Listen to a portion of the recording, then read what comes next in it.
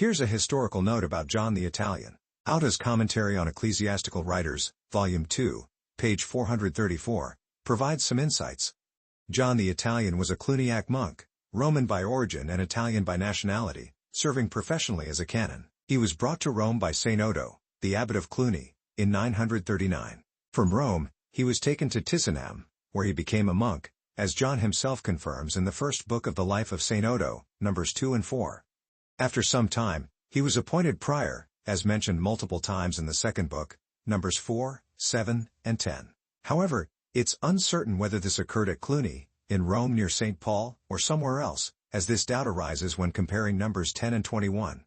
John himself states he was sent to Naples due to the needs of his monastery, as noted in number 21. He records his entire period as St. Odo's companion as 2 years in Book 3, number 5.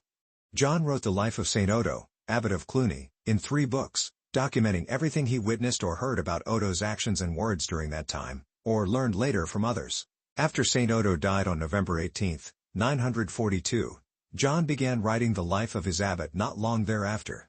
John the Italian dedicated his work to the Salernitan monks, his friends and close associates, and many later followed his example. Nalgatus, a Cluniac monk, took up writing the same life of Odo around 1120, refining and organizing John's work.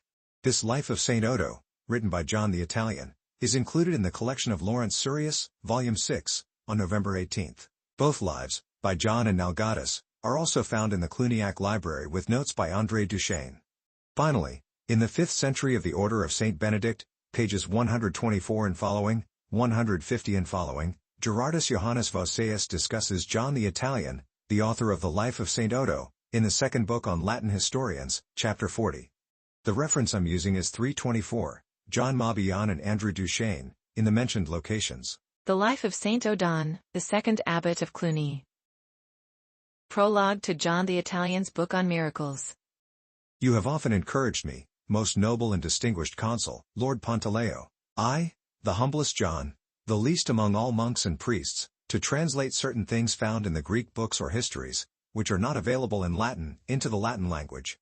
But I often hesitated, considering the simplicity of my speech, thinking I couldn't navigate such a vast sea of knowledge with my limited understanding. With so many speeches and books, I confidently say that if Ambrose, Augustine, Jerome, and Gregory, who were the most learned in both divine and human knowledge, and as eloquent as the 4 rivers of paradise, had risen, they would indeed have had much to work on for many years.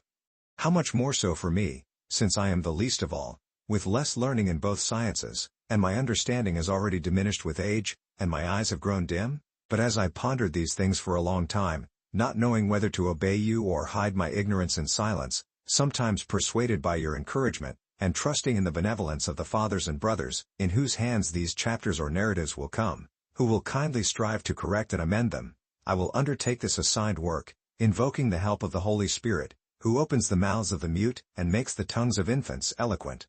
Therefore, I ask all of you who read this, correct what needs correcting, amend what needs amending, and please grant me pardon,